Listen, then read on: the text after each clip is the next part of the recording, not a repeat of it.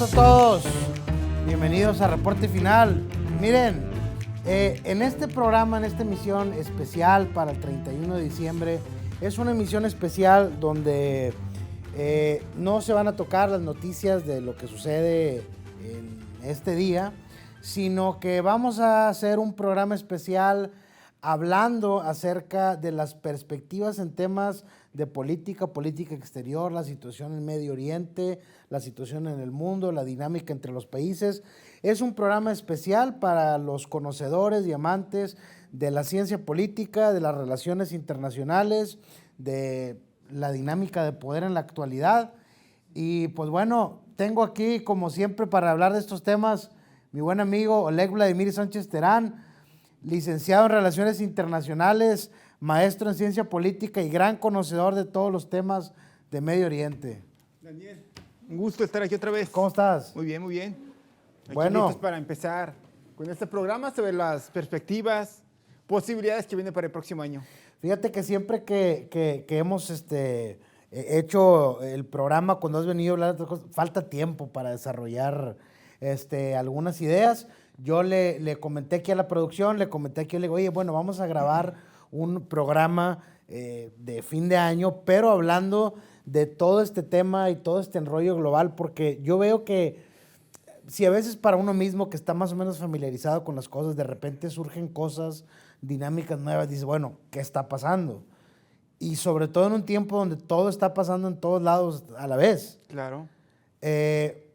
Tenemos conflicto en Medio Oriente, el de Israel y Palestina. De un momento a otro el mundo se volvió caótico. Sí, Y comenzaron a pasar cosas que antes dábamos por sentadas que no pasarían. Sí, y ahora es lo más normal. Como que el orden establecido de las cosas, ¿sí? Ahí estaba, ¿no? Fíjate, se podría hacer una analogía histórica de que esta década es para nosotros lo que fue los 30, los 20 y los 30 para el siglo anterior. La Gran Depresión. Sí, que fue como un terremoto internacional que al final tiró unas estructuras y emergieron otras. Oye, pero bueno, ahorita que dices el tema de la Gran Depresión, también, pues, fueron que los 30, la Gran Depresión. 29. Pero después vino la Segunda Guerra Mundial. Sí, o sea, fue el 29 y luego toda la década siguiente fue puro caos. Y al terminar esa década, guerras y conflictos y más cosas. Oye, fíjate, y ahorita que mencionas eso, está interesante, bueno, ya que haces la comparativa, ¿en dónde estamos ahorita en esa analogía? ¿En el inicio de los 30, en la Guerra Mundial? Haciendo un comparativo, evidentemente, muy informal acerca de ese tema, ¿no? Fíjate que es una muy buena pregunta. Vamos a hacer una analogía. El 29 fue la crisis económica. Ok. ¿Cuál fue nuestra crisis económica? El COVID, la pandemia. Sí, el evento de poco impacto, el evento de poca probabilidad de que ocurra, pero que tiene un alto impacto.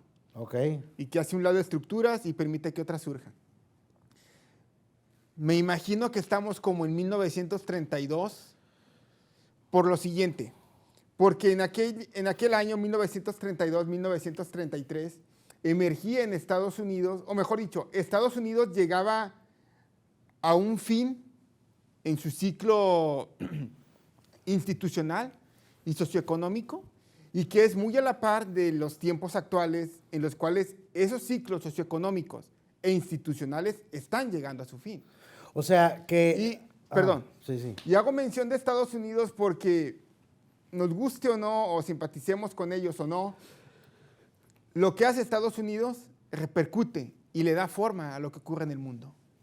Fíjate, ahorita que mencionas eso y antes de entrar al programa, lo que lo estábamos platicando, bueno, ¿cómo empezar un análisis tan complejo? Porque ahorita, volviendo con la cuestión de la dinámica de Medio Oriente, de ahorita, ¿no? De la, llamémosle la invasión israelí a la franja. La reconfiguración de poder israelí. La reconfiguración de poder israelí que viene como resultado con un suceso, digamos así, traumático a nivel de relaciones internacionales, que fue el ataque que lanza Hamas, que por cierto, un ataque muy sofisticado, muy sofisticado, muy de película, como dicen, ¿no? Y luego el regreso con lo de los vipers, ¿sabes? Exactamente, o sea, una cosa tras otra. Una cosa tras otra.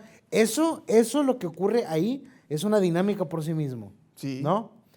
Pero luego también surge la dinámica esta de México con Estados Unidos, Sí. el regreso de Trump, ¿no? Y luego le sumas la caída del régimen sirio.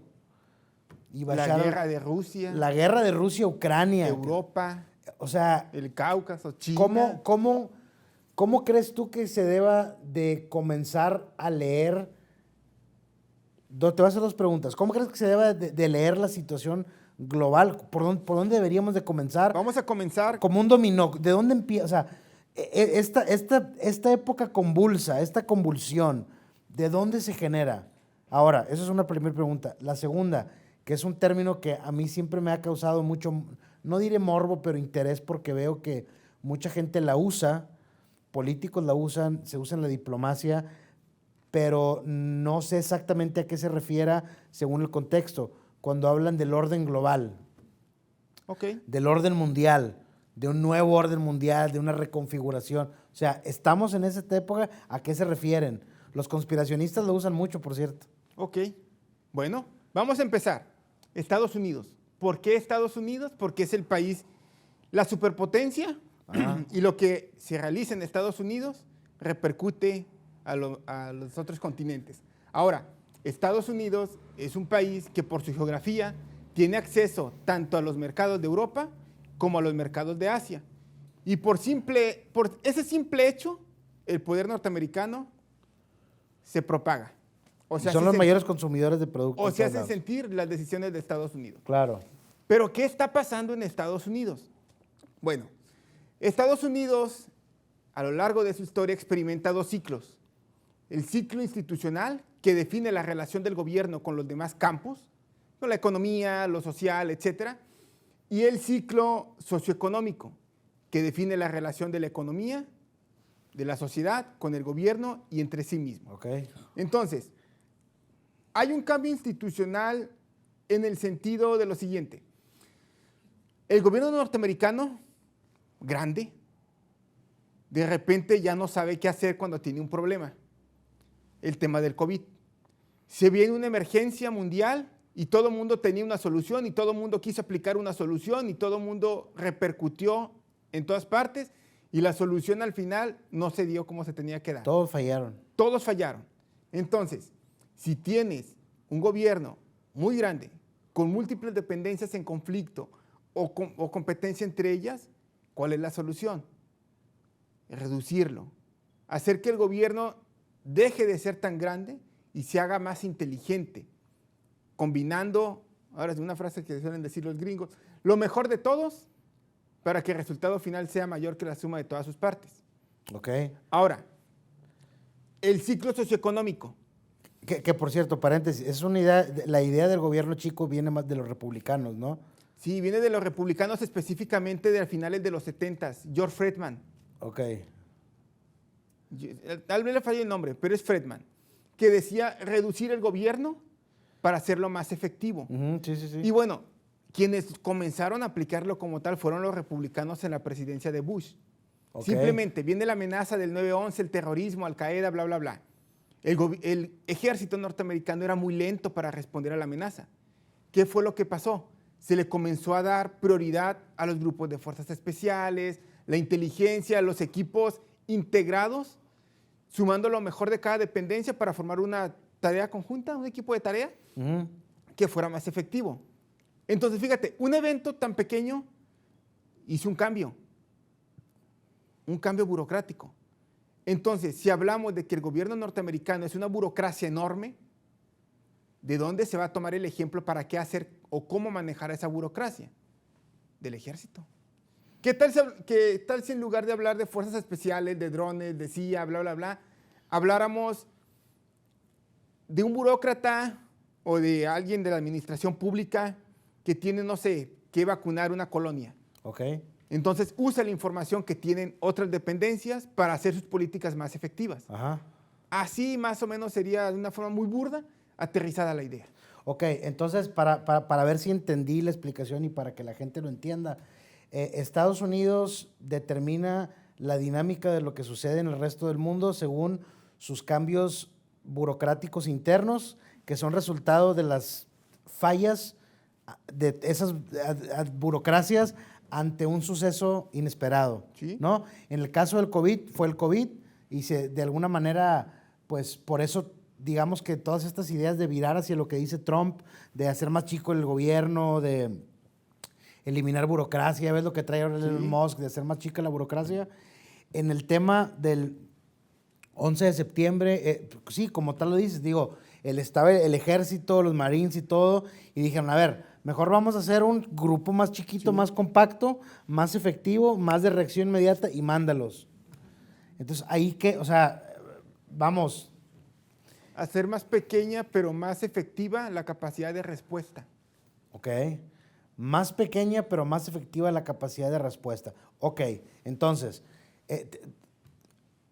nos fuimos hasta el tema de la presidencia de George Bush, ¿no? Sí. Que es más o menos, creo yo, hasta donde se puede leer todo lo que... O sea, a ver, estamos viendo consecuencias hasta ahorita, de ese entonces, ¿no? Simplemente, tomando el tema de Trump, que dice, no, voy a mandar a las fuerzas especiales a combatir la violencia en México. Ajá. ¿De dónde surge? Del 2004. Oye, pero bueno, del fíjate, 2005. Fíjate, eso está muy interesante, pero a ver, aquí es donde yo entro, es donde lo que te decía al principio, cómo, o sea, se tienen que leer todos esos canales a la vez. Por ejemplo, vámonos hasta el 11 de septiembre. Son los ataques terroristas del 11 de septiembre. Yo me acuerdo que el mismo día Bin Laden se adjudicó los ataques, ¿no? Ese mismo día. Empieza este debate que si se ataca o no se ataca. Entonces se inicia esta, pues, invasión a Afganistán. Tengo entendido que primero mandaron a los Army Rangers, ¿no? Las fuerzas especiales. Las fuerzas especiales de los Estados Unidos.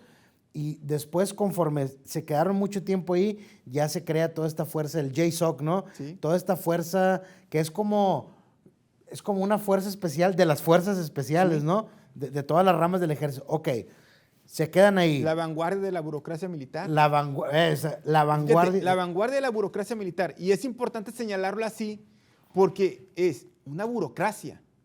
Entonces, tomando el tema de México. Ajá. ¿Hace cuánto que ya no escuchas Al Qaeda, ISIS, etcétera? No, pues ya. ¿Unos 7 años? ¿8 años? Creo yo que lo último fue, pues sí. Sí, porque bueno, permíteme un poquito antes de que llegues a México. Cuando los estadounidenses llegan, tumban al régimen talibán, que ahora ya regresó. Y regresó. regresó. Y después de tumbar a los talibanes, se genera un vacío de poder en Afganistán. Claro. Y luego se van a Irak, tumban a Hussein y se genera otro vacío de poder. Y ese vacío de poder permite que se agarre poder el Estado Islámico, ¿no? Sí, entre otros. Entre otros. Aquí es donde entran todos estos grupos militares, se los acaban. Ya la amenaza no son ellos, como dices tú. Entonces, pues bueno, oye, ahora, ok, ¿qué decirte primero? ¿Qué político norteamericano va a decir? La burocracia del JSOC ya no tiene misión, elimínenla. No, pues no, pero ¿cómo se creó? ¿Fue un mandato presidencial? O sea, ¿cuál es el origen? Porque sí, fue de Donald Rumsfeld. Ah, ¿cómo no? Donald Rumsfeld, secretario de Defensa. Ahí fue donde le inyectaron los recursos. Claro. Entonces, al ya no haber una misión, hay que buscar una nueva misión. Al no haber problemas. Hay que buscar una nueva misión. ¿Y a dónde va? A ver, pero bueno. ¿Cuál es la amenaza? A ver, es que esto que estamos hablando es un tema porque, a ver, Oleg, yo no sé, yo sé que lees mucho acerca de esos temas y compartimos comentarios, noticias y todo, pero yo no sé qué tantos análisis de mesas veas así de gente hablando del tema. No está entendiendo bien lo que va a pasar o lo que puede pasar. No entiende lo que puede pasar exactamente. No entiendo, o sea, yo veo que no entienden, se quedan como en el tema retórico de lo que Trump va a decir, está diciendo, no, México. Pero fíjate, hay que seguir el hilito, eso que dices.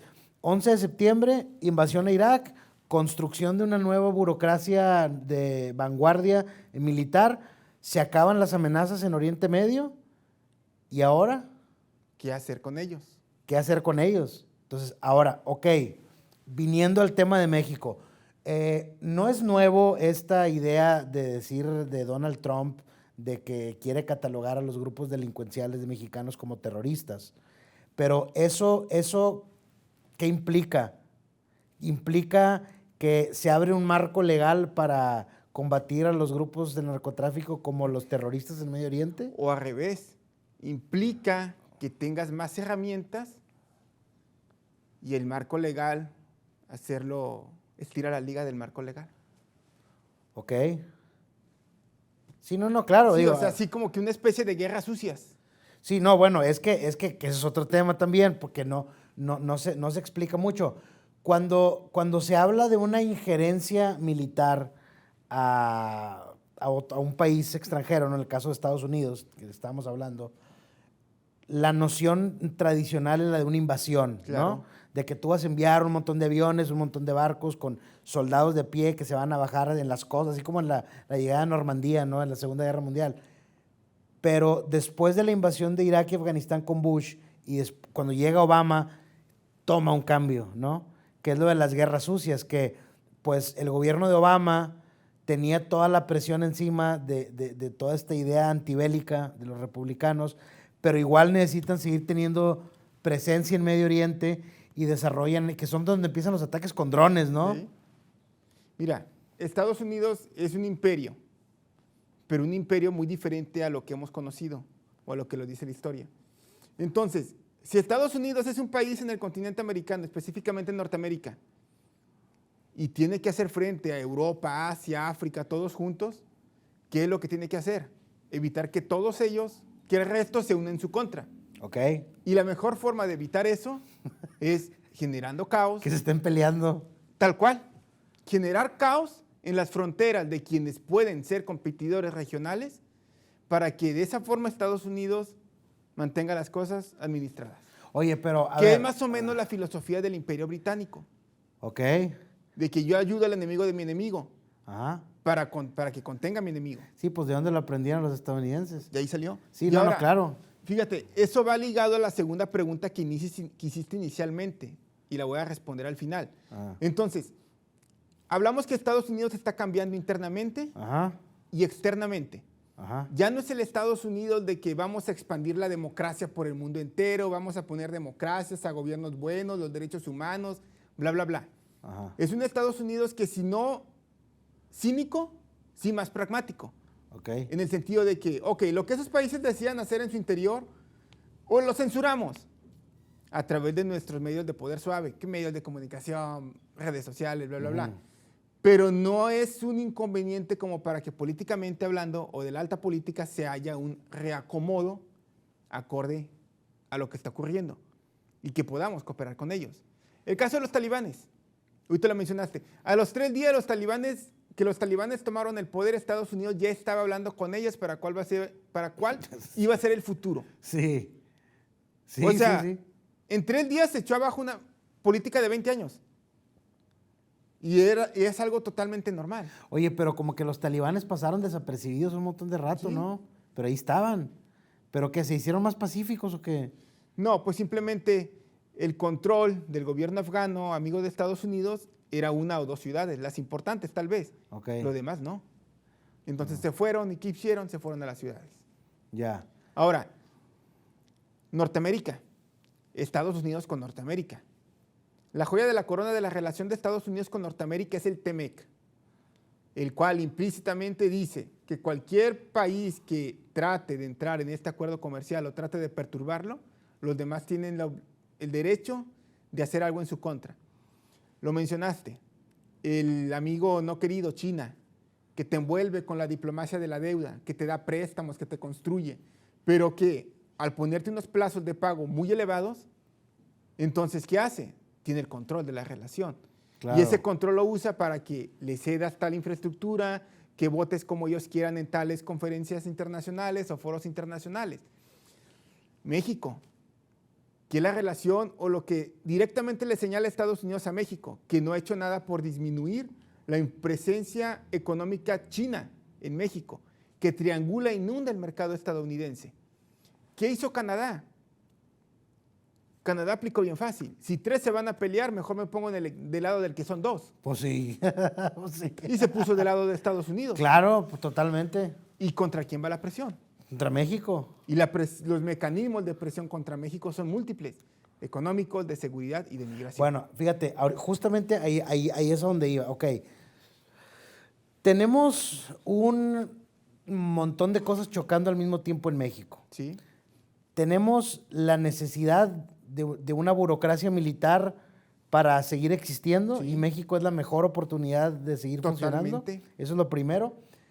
Tenemos una situación de seguridad que pide a gritos que esa burocracia venga, ¿no?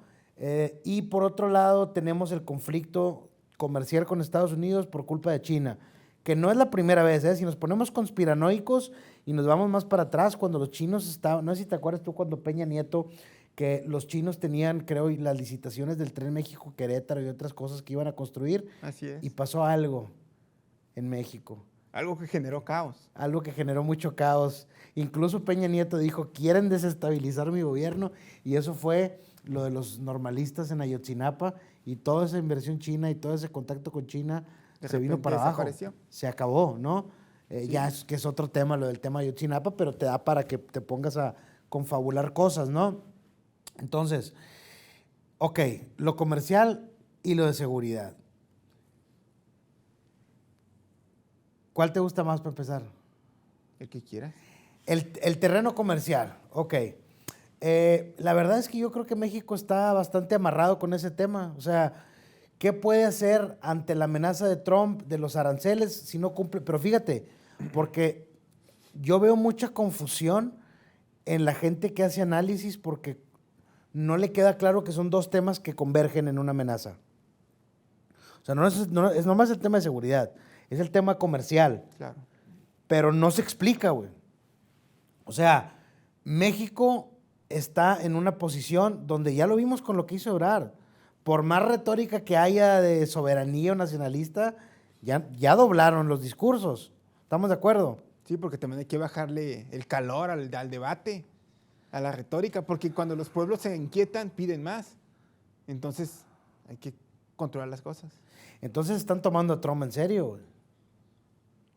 Sí, pues deben de tomarlo, porque aparte, a diferencia del 2020, el poder que tiene Trump al interior es más fuerte. Y el tema de México se ha mantenido y no ha generado en sí un cambio. Que a lo mejor México puede ceder en unas cosas para quitar presión de otras. Pero ¿y si ese juego no funciona? Porque ya no es 2016, es 2024. A ver, ahorita seguimos con este análisis, tenemos que ir a corte, ya se nos pasó la mitad, la primera parte del programa en calor. Y pues bueno, ahorita venimos de regreso siguiendo que hablar con este tema.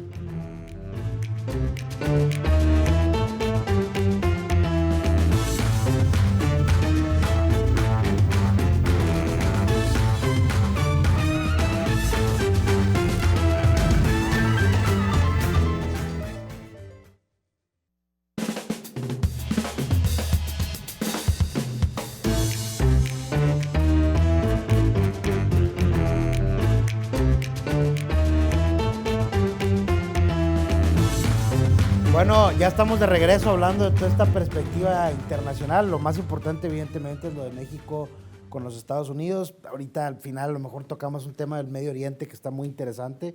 Pero, a ver, está el tema comercial, evidentemente, con Trump, que curiosamente, fíjate, toda la existencia del discurso político de Trump se remonta al Tratado de Libre Comercio, el primero, el Telecan, en el 95, 94, 95, donde todas las empresas armadoras de carros y todo se vienen a México, las grandes ciudades emblemáticas de Estados Unidos como Pittsburgh, Detroit, todos esos lugares pierden mucho empleo. Trump viene en la primera campaña con un mensaje anti-México totalmente por robarnos ese tema. Ahora tiene más marcado el tema de seguridad, sí, pero también el tema comercial. O sea, yo veo que México no sabe cómo actuar, porque por un lado habla como muy salsa, ¿no? Como muy picudo contra... Sí, lamentablemente las retóricas en ocasiones, ok, sí te sirven al interior, te sirven para generar cierto consenso, bla, bla, bla, pero se vuelven en tu contra. ¿Y cómo controlas esa marea? Por ejemplo, ahorita retomando un poco lo que mencionaste del tema de Trump, de que es curioso que él señale que el TLC fue el causante de los problemas de Estados Unidos, cuando realmente el modelo económico de Estados Unidos ya venía en decadencia. Okay. Y durante los 80 se hace la transición de una economía de manufactura a una de alta tecnología. Ajá. Entonces, desde mi punto de vista, el problema no fue tanto México, sino que fue esa transición económica que hubo hacia la alta tecnología que obviamente cuando hay cambios económicos, unos ganan y otros pierden. Sí, pues digo... Pero bueno, él detectó el malestar y lo Sí. usó políticamente.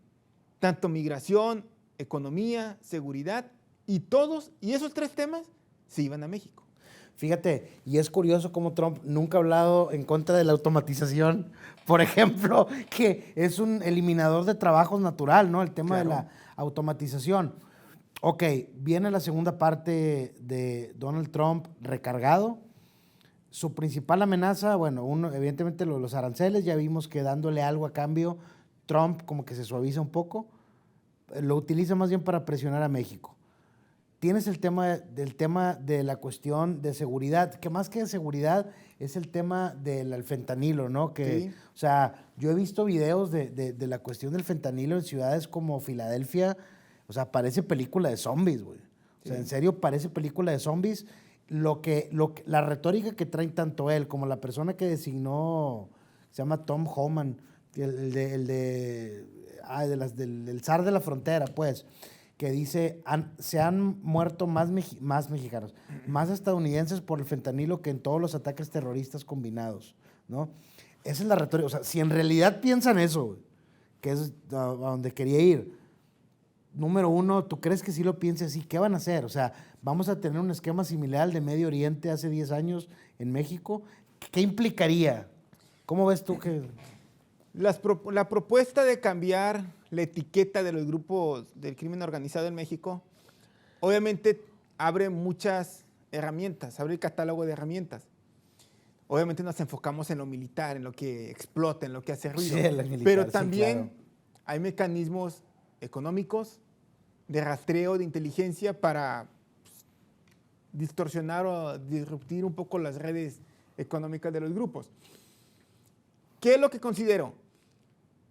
Se hace mucho ruido, pero se presiona por otra parte. Okay. O sea, a lo mejor el simple hecho de que estoy amenazando con lo mejor de lo mejor para que cedas un poquito y te muevo por este lado. Sí, pues digo, tiene sentido a ver, digo, es una locura pensar que hay una invasión a gran escala a México, ¿no? No, sería una locura pensar que un día cae un Hellfire en la sierra mexicana. ¿No crees tú que pase eso? Porque, a ver, a ver, aquí es donde a mí me genera duda. O sea, tenemos por un lado, ok. Imagínate, ocurre. ¿Qué pasaría? De repente. De repente un día en la mañana se escucha una explosión en la sierra, destruyó tantas cosas, daños colaterales. ¿Qué va a pasar?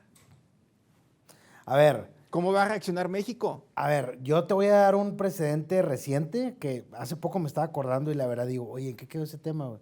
O sea, ya ha habido un ataque a la soberanía mexicana de manera directa, que es lo que pasó en Ecuador. Que se metieron los soldados ecuatorianos a la embajada. Y sí, hubo mucha condena, pero pues, ¿qué hace México? En este caso, fíjate cómo van a poner cómo pueden poner más bien en una posición muy difícil a México, porque vamos a pensar que tú tiras un misil en la sierra y dices, no, se murió este líder de aquí, tal cual. ¿Qué va a hacer México? ¿Quejarse? Pues no, que te importaba mucho la seguridad. Claro. O sea... Pero también están las otras voces que gobiernan. ¿Cómo es posible que esto se haga, que le den la espalda al socio comercial mexicano y que alimente una retórica desproporcionadamente? Y que esa masa alimentada con esa retórica exige acción. Entonces, ¿el político a quién le va a hacer caso? ¿Al que vota por él o va a tener la mesura? Sí, porque ahora también, digo, evidentemente, si existe todavía un poco de oposición en México, va a querer hacer, pues va a querer sacar leña de árbol caído. Claro. Es decir, híjole. El tema de la oposición, que lo mencionaste ahorita. Sí. ¿Cómo va a actuar la oposición? Y si se une y celebra, ¿cómo va a actuar el pueblo mexicano ante esas celebraciones? Sí, porque estamos hablando, es que eso es lo interesante, estamos hablando entre dos posturas totalmente, a ver, porque además tú lo ves en redes sociales, hay gente que te dice, no, si Estados Unidos quiere hacernos algo, invadir o atacar, nosotros nos vamos a juntar con todos, inclusive con los criminales, a repeler. ¿Sí me explico? Sí. O sea, ya tocas otra fibra. O sea, por un lado, la gente te pide que soluciones un tema, pero si lo solucionas con una solución que toque otra fibra como el nacionalismo, se te revierte todo. Ahora, ¿cómo van a reaccionar los mexicanos en Estados Unidos?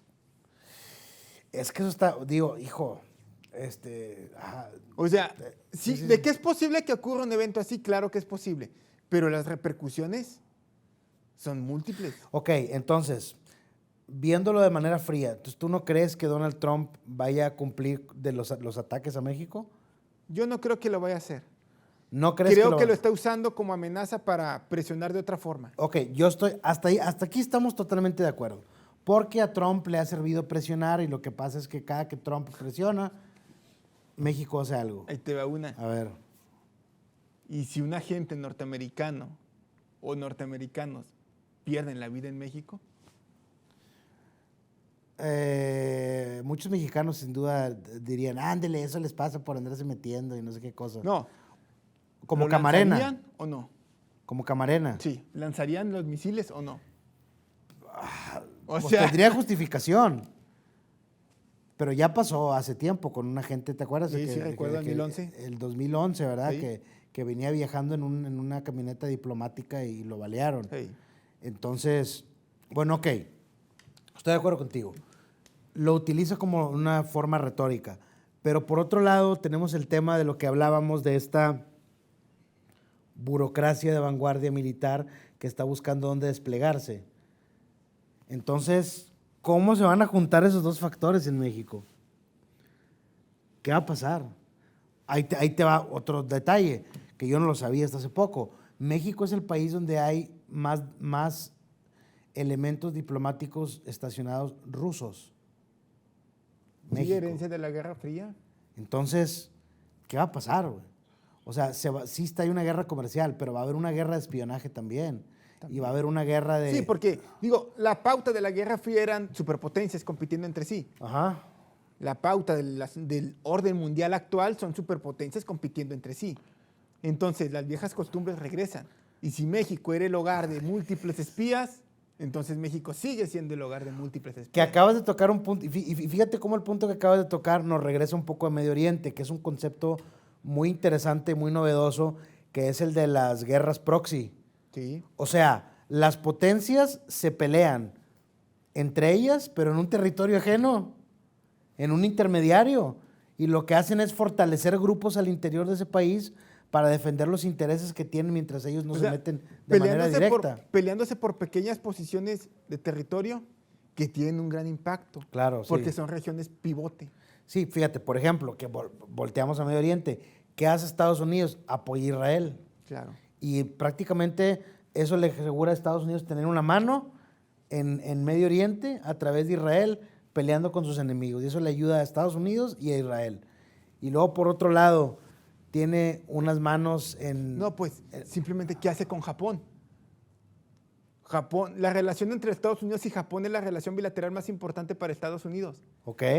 Y Japón es el contrapeso perfecto para China. Sí, claro, y aparte hay un odio ahí cultural. Y a diferencia de China, Japón sí tiene una experiencia de naval, vaya. Okay, una marina. Sí. La Segunda Guerra Mundial en el Pacífico fue entre marinas de Estados Unidos y China.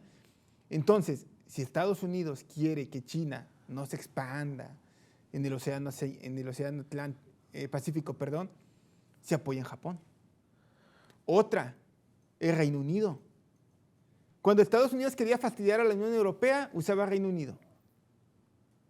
¿Estás diciendo que Estados Unidos manipuló el Brexit para...? No que lo haya manipulado, pero que sí se benefició en determinado momento. Que bueno, también hay pautas históricas de Reino Unido para quererse salir de ahí. Pero simplemente, hablando de que las estructuras cambian y yéndonos un poco más al lado de Europa, la guerra entre Ucrania y Rusia. Que también Estados Unidos tiene una mano ahí. Sí, la guerra entre Ucrania y Rusia. Ok, la OTAN puede desaparecer porque no contribuyen, bla, bla, bla. La Unión Europea debe de cambiar, hacer reformas para volverse más competitiva en el futuro. Debe de tener un poder militar que puede usar para defenderse y no solamente depender de Estados Unidos. Entonces, para cooperar o para lograr ciertos intereses en Europa, Estados Unidos se apoya en Reino Unido. Y ahora, ¿en quiénes se va a apoyar para generar cambios en la Unión Europea, en la OTAN? Pues en los países de Europa del Este, que están los activos, los competidores activos al tema de Rusia. ¿Y a quiénes van a ir desplazando? Pues a Francia, Alemania, Italia. O sea, los creadores de la Unión Europea llega un punto en el cual son desplazados por los nuevos actores. ¿Como Turquía o qué? Turquía. Que Turquía, que ojo, Turquía ya está en pique con Rusia en Siria. Y en Ucrania. ¿En Ucrania también? Le da drones. Ah, los drones, ¿verdad? Eran drones turcos. No, y aparte simplemente Turquía pues quiere todo el Mar Negro para él. Que eso está interesante. O sea, y aquí porque mucha gente a veces dice, Medio Oriente, todos son amigos. No. No. O sea, Erdogan, el presidente de Turquía, no es amigo de Putin. No. Tienen intereses que chocan, ¿no? O sea, a lo mejor en determinado momento los intereses convergen, en otros chocan. Ahora, pero el hecho de que exista esa tensión no es como que no podamos entender. Ahora, ¿se apoyan entre Turquía y Estados Unidos para meter la pata a Putin en Siria? Y en Ucrania y en el Cáucaso. Pero tienen una relación, por lo menos diplomática no se ha visto, pero debe ser a través de sus agencias de inteligencia, claro, acá ¿no? canales no formales. O sea que todo está por debajo del agua, ¿eh? No vemos. Sí, digo, fíjate que a mí me gusta mucho entender la dinámica política del Medio Oriente. Sí. Porque te das cuenta que todos te están involucrados con todos. Todos están metidos con todos. Todos. Y a veces son amigos por un lado y te hacen otra cosa en otra. Por ejemplo, a ver, lo del 11 de septiembre. O sea, todos los atacantes tenían relaciones directas con Arabia Saudita. No, pues todos eran saudíes. ¿Y por qué no invadieron Arabia Saudita? O sea, sí, a ver, bueno, es un tema lo que está tocando acá mi compadre, es un tema controversial. O sea, tú estás diciendo que Arabia Saudita quiso de alguna manera, vamos a decir... No que quiso, sino que no pudo controlarlos, porque Arabia Saudita los llevó a pelear a Afganistán contra los rusos. Si te pones a pensar y analizar la historia, la guerra de Afganistán fue la cruzada de los religiosos en contra de los ateos. Porque andaban, bueno, mejor dicho, la administración de Reagan, que llevó al colapso de la Unión Soviética, que era atea, fue la alianza de la religión. Tenías protestantes, republicanos estadounidenses, mujahidines afganos, fundamentalistas. El Papa Juan Pablo en Polonia. Hablando contra el comunismo, sí, claro. O sea, juntaste al Islam y al cristianismo. El ejército de la fe. El ejército. No, es que, o sea, sí es serio. Contra la Unión Soviética, pero entonces, pero eso ya cambió. Sí, claro. Eso cambia. Entonces, ahora, después se les vuelcan contra Estados Unidos los mujahidines, ¿no? Bueno, Bin Laden era de los que andaba ahí expulsando a la Unión Soviética, pero a ver, ahorita, antes de perdernos, porque son muchas líneas que te puedes ir a analizar. Los atentados del 11 de septiembre se gestan en Arabia Saudita. ¿A Arabia Saudita le convenía haber tirado a Saddam Hussein? No. Pero Estados Unidos lo tiró para castigarlos. ¿Quién se expandió? El Estado Islámico. Irán. Irán, sí, claro. Enemigo regional de Arabia Saudita. O sea, fíjate nada más, o sea, para hacer pagar a Arabia Saudita por haber permitido o ser laxos con toda la gestación del plan terrorista del 11 de septiembre hacia los Estados Unidos tumba el régimen iraquí para que Irán se expanda y ya no tiene manera de contener. 15 años después, ya no es útil. Hay que volver a empujarlo. ¿Y quién lo está empujando? Israel. A Arabia Saudita. A Irán. Ok. Sí, se expandió durante 15 años, pero ya no es conveniente que se expanda. O sea, hay que empujarlo. Ok, o sea, digamos que Estados Unidos le quitó las paredes del corral a Irán para castigar a Arabia Saudita. Se expande Irán y luego dijeron, espérate, ya se expandió demasiado. Israel ya le entra al quite, pero ahí también se suponía que los ataques que fueron de Hamas se orquestaron en Irán, ¿no? Y como que los gestaron, los prepararon. Los prepararon, o sea, en realidad siempre están emproblemándose entre todos, ¿no? Buscando meterse la pata con sus fronteras y todo eso. Sí.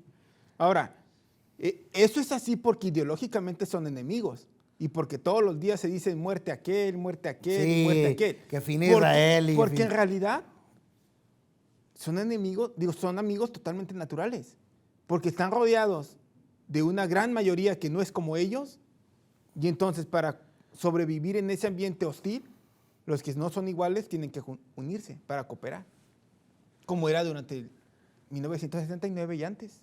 Sí, fíjate, justamente cuando estábamos hablando la vez pasada que viniste, que todos los países estaban haciendo lo que hizo la Alemania nazi de querer anexar o conquistar o expandir su territorio a los vecinos. Fíjate cómo inclusive, yo no sé Trump hasta qué punto lo haga riéndose que dijo que quería anexar a Canadá. Ok, lo de Groenlandia. Lo de Groenlandia. Lo de Panamá. ¿Es juego o no es juego? ¿Qué onda con eso, güey? O sea, O sea, pero fíjate cómo... es que mira, si ves la lógica de lo que dice, ok, pues Groenlandia es un gran campo de hielo ahí que no está habitado, pero pues lo compramos e instalamos sistemas para detectar misiles, bla, bla, bla. Sí, como la Antártida, pero Panamá, ya de ellos. El caso de Panamá, el canal de Panamá, Ajá. que lo usan más barcos norteamericanos que nada. Que tienen que pagar. Sí, pero aparte es mejor lo compro antes de que vengan los chinos y te pongan deuda y me lo quiten. El caso de Venezuela. Ajá. O sea, el tema con Venezuela no es tanto lo ideológico, sino lo que Venezuela pueda permitir, hablando, presencia naval rusa o china en Venezuela. Sí, que son aliados y que ahí sean un ideológicos. poco disruptivos en el canal de Panamá. Ok. El tema de Cuba, una isla ahí a las afueras del puerto de Nueva Orleans, que si alguien que no es mi amigo la ocupa, me puede crear ciertos problemas. Sí. Entonces, Sí, como la crisis de los misiles rusos, Sí. ¿no? Con Kennedy, que la Unión Soviética, para fastidiar y meter presión, fue a instalar ahí sus barcos con misiles nucleares, ¿no? claro, Entonces, estamos formalmente en una Segunda Guerra Fría más sofisticada, ¿no? estamos... ¿O cómo se podría interpretar en este mundo donde todo está interconectado? O sea, la dinámica militar de Estados Unidos en Medio Oriente se sigue expandiendo allá, haciendo alianzas regionales para que unos contengan a otros. Y en México, pues el presidente amenazando con entrar a territorio, con hacer frente a los grupos criminales y a la vez quiere anexar el canal de Panamá y Groenlandia. O sea, estamos ante diría yo, ¿estamos ante una expansión de los imperios o estamos simplemente ante un episodio más de los juegos de poder temporales para meter presión a donde se debe y luego que todo vuelva a estar igual? Me voy a tu segunda pregunta que hiciste al inicio. Ok.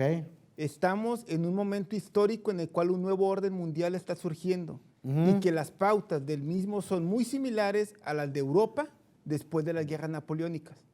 Es decir, una gran causa, la causa francesa, un gran país quiso controlar Europa. No pudo. Entonces los demás se unieron en su contra y crearon estructuras que le dieron a Europa una paz de 100 años.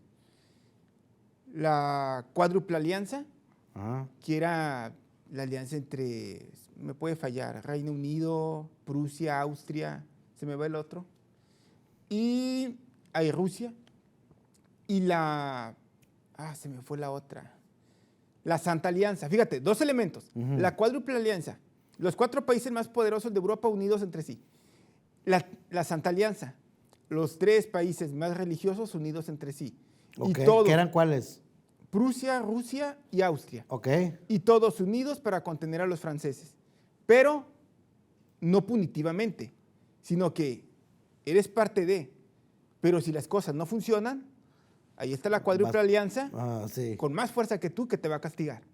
Ok. Y esa estructura medio negociada le dio a Europa paz. Entonces, ¿qué estamos viviendo ahorita? Una transformación similar. Ya no es el Estados Unidos ideológico que vamos a expandir la democracia y los derechos humanos por todo el mundo. Es el Estados Unidos más pragmático. El de que, ok, lo que tú deseas en el interior, pues lo puedo censurar, pero hasta ahí. No me voy a meter en esos asuntos. Mis alianzas con el exterior no van a estar definidas por la ideología. Yo puedo cooperar con los fundamentalistas islámicos en Siria, en Afganistán. Claro. Con Francia, que es una democracia. Claro, con Polonia, con, no sé, los Corea somalíes. del Norte. Con Corea del Norte, con los somalíes, con quien sea. Sí. Y de esa forma le vamos a dar forma al mundo. O de esa manera darle forma al mundo. A un mundo en el cual no hay imperios, sino hay naciones. Y el hecho de andar expandiendo, mira, a Estados Unidos es el primer interesado en propagar el nacionalismo por el mundo entero. Porque si los pueblos exigen convertirse en naciones, los imperios no existen. Se frenan, ¿no? ¿Qué fue Ucrania? El nacionalismo ucraniano Es lo que está frenando a Rusia. Contuvo el imperialismo ruso. Sí, pues claro, Ahora, porque... Sí, totalmente. Claro, claro. Ahora, excepto en México. A ver, ¿cómo está Porque eso? si el nacionalismo mexicano se vuelve más fuerte, Estados Unidos se debilita. Entonces somos una excepción en la norma Exactamente. somos una excepción en la visión. A ver, que es algo curioso cómo funciona Estados Unidos. Sí le conviene fortalecer estados-nación para que sean nacionalistas. Polonia, Japón, Ucrania. etcétera, ¿no? Pero sigue siendo un imperio porque te hacen su amigo, pero si te vas en contra te voy a fregar.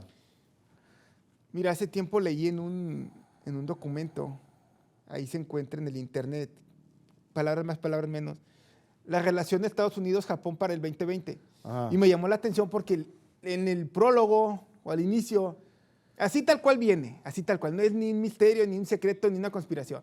Es, Estados Unidos seguirá siendo Estados Unidos mientras cree las condiciones que permita a las élites políticas de los otros países definir su éxito nacional acorde a los intereses de Estados Unidos.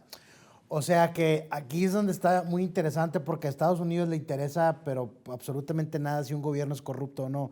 Con que le sirva a ellos en sus intereses, lo van a estar Mientras que de apoyando. repente la estrella de Belén ilumine y los intereses converjan. Sí, a ver, eso se ve muy interesante. Simplemente lo que pasaba en México, ¿no? Voy a poner un caso, el de García Luna, que pues sí, es un enemigo público, pero a García Luna no le encontró ninguna prueba y el mismo Estados Unidos le abrió la puerta que se fuera para allá. No, pues lo premió. Le dieron varias condecoraciones. O sea, Genaro García Luna... O sea, no sabían. Genaro García Luna era el instrumento de Estados Unidos. A ver, ojo, híjole, porque es otro tema por sí mismo, pero está claro en la historia que ha habido presidentes mexicanos que eran agentes de la CIA. Sí. Y que manipularon los informes que entregaban para perpetuarse en el poder. Para perpetuarse en el poder y de repente hacían caso a algunas cosas que les, Sí, que pues, les, dejas que les pasar. presionaban. No, pero siempre ha habido altos funcionarios del gobierno de México trabajando para Sí. la CIA y para las agencias de los Estados Unidos. Ahora, si te pones a ver, el comportamiento de Estados Unidos es de un país maduro. Simplemente la analogía. ¿Qué hace el niño cuando está chiquito? Patalea, grita, cree Sí, todo. sí. Todo es posible para él. Y cree que gritando y pataleando lo va a conseguir. Después crece, llega al periodo de la adultez y se da cuenta que no. Que entonces hay componendas. Si quieres algo, cede algo. Y Sí, después, claro. ¿qué pasa? La decadencia. Entonces, históricamente hablando, se podría decir que Estados Unidos está comenzando a madurar. Ok, entonces fíjate, eso que es interesante, porque los que son anti-Estados Unidos siempre están profetizando su decadencia. ¿Tú no ves una decadencia del imperio norteamericano pronto? No. Hay un libro muy bueno que se llama Los próximos 100 años. Los próximos 100 años. Es casi uno de mis libros así base. Yo tengo 3 libros base. La diplomacia de Henry Kissinger, Ok, El gran tablero mundial de Brzezinski, Los próximos 100 años de George Friedman. Y libro del 2008. Yo lo compré por ahí del 2016, más o menos. sí. Y luego... Casi 10 años después de que Casi saliera. 10 años después. Sí. Y me llama la atención que en el propio libro menciona, no, que los problemas con China, los problemas con Rusia, pero a la par, pues eso no va a pasar nada, porque Estados Unidos simplemente se va a fortalecer más. Y va a fortalecer a los enemigos de sus enemigos. Regionales. Sí. Turquía, Polonia, Japón. Ajá. Pero allá por el 2050, 2060, los antiguos amigos serán enemigos. Y Estados Unidos buscará fortalecer a China para contener a Japón, fortalecer a Alemania, Polonia para contener a Turquía y quizá revivir un poco a Rusia para mantener al margen a los turcos. Sí, porque los rusos también tienen sus problemas, que es un tablero que va cambiando, nada más se va reconfigurando. Y eso es lo que a veces la gente no entiende, que no hay escenarios concretos. Es que decían los británicos que no hay amigos eternos, ni enemigos eternos. Lo único eterno son los intereses. Es correcto, pero ojo, México y Estados Unidos, ¿aplica eso? Ahorita que mencionas eso, fíjate que la parte final de ese libro, y me gusta porque queda ahí, y no avanza nada más, Ajá. profetizaba una guerra entre México y Estados Unidos. Profetizaba una guerra entre México y Estados Unidos. Que porque en teoría México se va a fortalecer, los mexicanos en Estados Unidos van a obtener más poder político, van a exigir de repente ciertas políticas pro México, México las usará para presionar a Estados Unidos y entonces creará la tensión Que en a la ver, relación. puede pasar, ¿eh? Claro. Puede pasar. Digo, por Sí, eso es claro. que me gusta el libro, porque no Sí. es fantasioso. Claro. Toma como bases dinámicas que han existido, que existen y que existirán. Históricas. Sí, porque a ver, Y deriva. fíjate lo curioso. Si tú agarras un mexicano, por más ignorante de temas de históricos que sea, si tú le dices, oye, ¿qué opinas tú de que México recupere el territorio que le quitó a Estados Unidos? ¡A huevo, días! O sea, ya hay un componente ideológico nacionalista mexicano para en algún momento que hay eso. Hay una relación tensa. A ver, te voy a poner un escenario, porque se nos está acabando el tiempo, pero voy a poner un escenario provocador. A ver. Imagínate tú que tienes una comunidad creciente en los Estados Unidos, latina, mexicana, tienes a un México fortaleciéndose con el tema del nearshoring, las cadenas de suministro, tienes un problema así de seguridad de Estados Unidos en México, pero que Estados Unidos se le salga, se le pase la mano en un operativo y mate un montón de civiles en México, que empiecen a protestar afuera de sus embajadas y...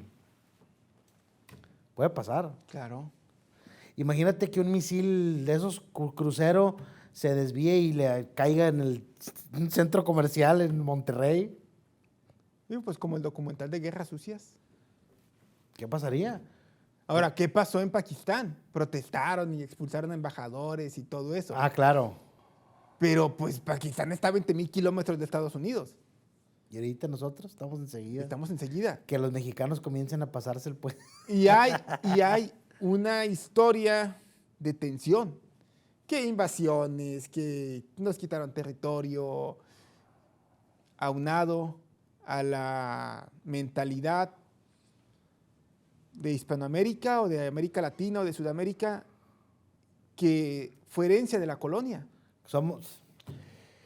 Nos tenemos que ir, se nos acabó el tiempo. Muchos temas, son muchos temas, son buenas reflexiones. Bueno. Ahí, si le interesa a usted más, investíguelo. Ya mi compadre mencionó 3 libros. Y pues bueno, feliz año nuevo. Igualmente, feliz Nos año. vemos, feliz año a todos, que todos sus deseos se cumplan. Evidentemente, enflacar, pues para muchos no se hizo, aquí estamos todavía. Pero bueno, gracias por vernos, feliz año nuevo. Hasta luego.